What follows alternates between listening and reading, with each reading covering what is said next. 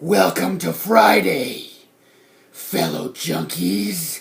Franchise Fridays, that is. Whew, that was scary.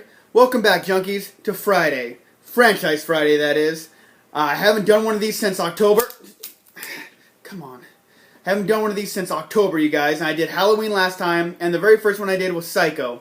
So I got my little friend here, and something else going on around here. I don't know what it is. But I'm going to be doing Nightmare on Elm Street this time. No particular reason, but just I didn't have a nightmare or anything, but I just think it'd be kind of fun to do Nightmare. Good all around franchise. So let's get right into it, you guys. I got Freddy. I got whatever else is going on around here. So let's get right into it. Like always, you guys, I'm just going to go through every movie in the franchise and talk a little bit about it. Obviously, I'm not going to try and get too much into it because obviously with a franchise like this, I can talk for hours and days and whatever. But we're not here for that long, okay, you guys? So, first one in the franchise, where the nightmare began. A Nightmare on Elm Street. Created by the late, great Wes Craven, you guys. Probably some of his best work, but I mean, Wes Craven has so much great work that how can you say what's his best? But I mean, he created Freddy Krueger, a granddaddy of them all, slasher. I mean, he's definitely one of the more interesting slashers I've ever seen. Definitely got a lot different stuff going on. This is where the nightmare begins, and this is such a staple. It's ridiculous. I mean, Robert Englund being Freddy Krueger. I mean, a kind of a no-namer coming out of nowhere, making it huge, and then he's pretty much Freddy Krueger. That's what he's known for. So I mean, this is definitely an essential. I'm not going to say every single one of these in the franchise is as essential as this one. There are more essentials. But I mean, this is where it all began. This is where you meet Nancy. This is where we first meet Freddy. Johnny Depp is in this. I mean, that's the biggest name in here, probably, that we know about today. I mean, not a lot of those regular people know Robert Englund and, you know, all those people. So definitely, this is definitely one of the top ones in the franchise. That should be without saying, being that's the original. All right, and the next one, Nightmare on Elm Street Part 2, Freddy's Revenge. Not a bad sequel, a little interesting. It's got very homosexual tendencies, I guess shadows. It's there.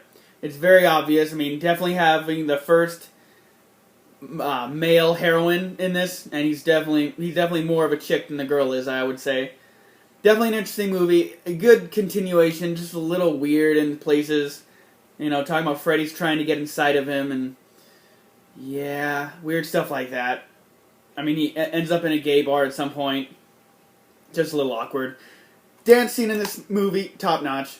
From what I was told in a documentary, it played in gay bars for a long time, so that's little horror trivia for you, I guess. But I mean, besides all that, you guys, it's not a bad sequel. I mean, just being able to look past all the whatever's hidden in there, whatever it is, not a bad sequel. It's definitely not one of my favorites, but I mean, it's not bad.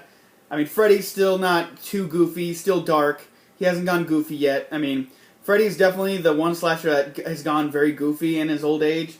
But, I mean, he still comes back. He's still got a little evil to him. So, not much else to say about this one. I mean, it's a sequel, but it's just so weird.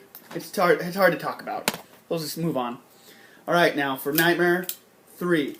Now, you guys, this is debatable. One of the best Nightmare on Elm Streets. With me, it goes back and forth between this one and the original one to be my favorite. So, we got Nightmare on Elm Street, Part 3, The Dream Warriors. Now, this movie is great.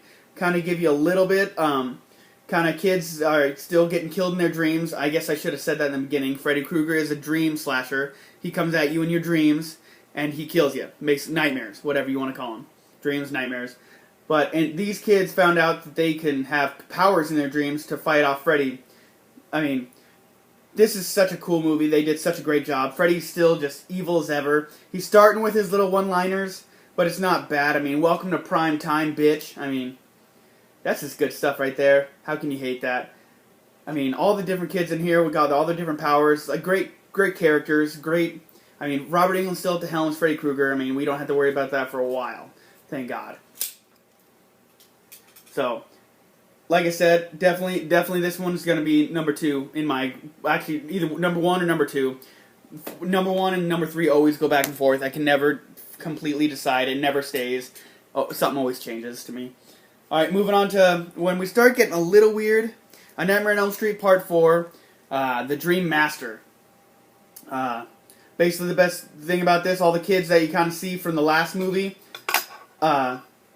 basically give all their powers to this certain girl, and she's like the Dream Master. You guys hear that? I'm not even in a boiler room. God. But I mean, definitely, Freddy gets a little sillier in this one. You see him dressed up like a doctor, a bunch of other kind of weird things. It's just, you can definitely start seeing that it's going to take a sillier take than normal. But I mean, still definitely a great addition to the Nightmare on Elm Street franchise. I haven't seen this one in a long time, so it's kind of tough to talk about some of these other ones. But I'd say this is still on par. This is still one of the better ones. A good Nightmare on Elm Street. I'd still recommend it. Alright guys, moving right on to Nightmare on Elm Street Part 5, The Dream Child. Now this,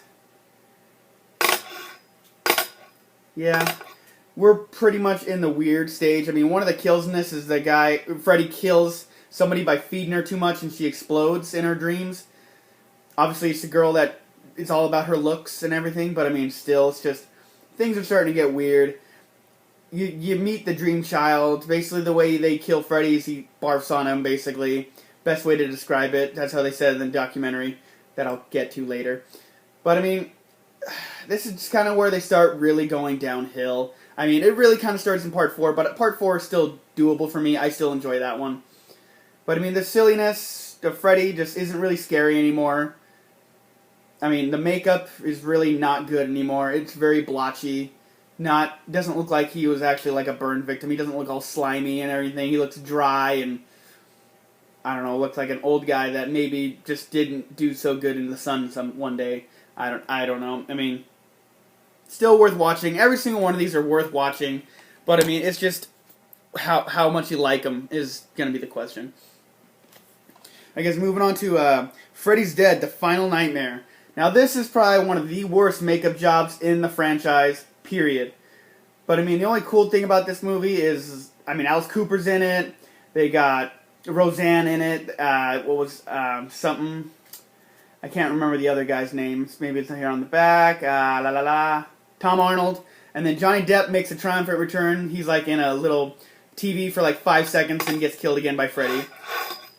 So, I mean, you know, not back for long. He's just like on the TV. One of my favorite things about this movie is the video game kill. Freddy's in a kid's dream, and he's dreaming about being in a video game, and Freddy kills him. Video game. He's using the Nintendo Power Glove, which, from what I've understood, never worked.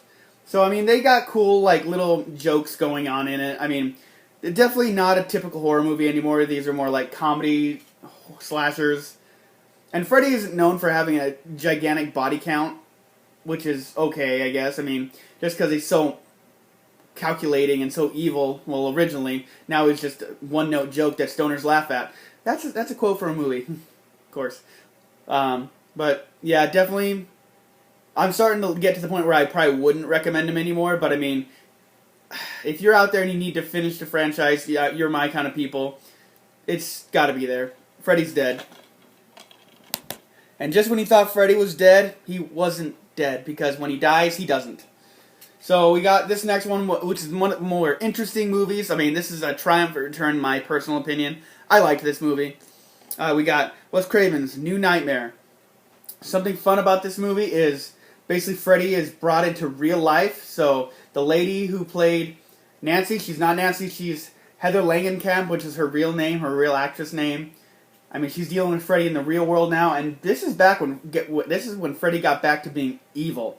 I mean, he still got his little one-note crackers, of course, but I mean, he's so sinister. The new glove is awesome. He's got the 5th blade on the thumb. It's not really a glove anymore. It's like his own appendage now. I don't really know how to describe it, but 5 blades now. Wes Craven's back at the helm with this one, because he's only did this one and the first one. and I think he had something to do with the third one. So, I mean, without getting too crazy into it, I mean, this is definitely a breath of fresh air in the Nightmare series, which is nice, considering it is kind of the last one of the Nightmare series. So, definitely a great way to finish it, if nothing else. But Wes Craven being the guy to do it was, I think it was like his golden moment. So, definitely. So beyond the Nightmare series, you guys, are some other movies with Freddy in it. God, he's such a dick. Alright, so basically the next one's going to be very controversial, whether you like it or hate it. I mean, I don't think it's ever going to be pro one of them. It's going to either be hated or loved. Just period. It's going to be a gray area. And that's Freddy vs. Jason. Now, me personally, I did like this movie. I feel like for what we got, I mean, I'll take it because I'd rather see this than nothing at all of this idea. I mean, I'm such a big fan of Jason. I just love this movie. I mean, you got Freddy being Freddy, you got Jason being Jason. The only thing I would change about this movie is make Kane Hodder be Jason. But I mean, that's what everyone stated since the dawn of this movie. But I mean, taking two colossal characters like Jason Voorhees and Freddy Krueger, it's not going to be an easy movie to do. And it's always going to be hated by somebody no matter how they would have done this. So that's kind of how I look at it. I appreciate what they did. I like it. I'd love to get a sequel so we can see some other things. Like, I would really love to see Ash versus Freddy versus Jason versus Ash. Because, I mean, if you bring the Necronomicon into this, I mean, anything is possible. That's just when, nothing has to make sense hardly anymore because, like, Necronomicon. It brought everyone back, gave Freddy his body back, la la la. I can deal with that. At least it makes sense. But I doubt we'll ever see that, especially, I mean, everyone's aging. I mean, we always could change who Freddy and Jason are. I mean, I'm not going to love that idea, but I mean, Bruce Campbell's the only person that can play Ash. And I know Ash vs. Evil Dead is doing great, but I mean, how much longer is he willing to do it? But I am personally a fan of this movie. I like how they did it. I just couldn't see a better one. I didn't see any better ideas out there. I mean, I might get crucified for that, but it is what it is. Alright guys, so kind of something to kind of be I guess whipped cream on top for the Nightmare series is Never Sleep Again, the Elm Street Legacy. This is such an awesome documentary about the whole entire franchise. If you don't want to take my word for it with all these movies, get this, and you kind of get the whole overview of everything. They go through each movie. I mean, this documentary is so well put together that, I mean, the people that made this one went and made a Friday the 13th one because they're like, that was awesome. You guys need to make one for other franchises. But this is definitely one of the granddaddy of them all. I enjoyed this, like the interviews, everything. They get everyone back. They talk about the film company, New Line Cinema, going through the troubles of everything. I mean, when they got Jason, they did Freddy vs. Jason. I mean, it's a trip to watch. I mean, because New Line was pretty much always had Nightmare on Elm Street, but then when they got Jason, how things went about and how it all came together. I mean, definitely a very cool documentary. If you have not seen this, I 100% recommend this. This is an awesome documentary. I'm pro-choice with documentaries. I love documentaries, especially about horror. I'm really wanting them to do more documentaries for the slashers or the horror icons. I mean, I really want one for Hellraiser. I know the Hellraisers aren't all that great, but I think a documentary would be wonderful. Alright, guys, and kind of, in my opinion, the redheaded stepchild of this franchise, and that's the remake. A Nightmare on Elm Street, redone. And you're like, oh, cool, so, well, at least you guys got Robert Englund. No, we didn't. Robert Englund was replaced. I mean, it makes sense for the remake. I mean, for a remake, I feel like they need to have a different person play him. Sorry if you guys don't agree. Don't crucify me. It's just my opinion. And, I mean, probably the best thing about this movie was Jackie Earle Haley's Freddy Krueger. I feel like him personally, I'm not saying the way he looked. I'm not saying how, they made, the storyline. I'm not talking about anything. I feel like Jackie Earle Haley did a good job. I mean, I would have hated to be Freddy Krueger because, everyone's already going to hate you because you're not Robert Englund. I give this guy props for what he did do.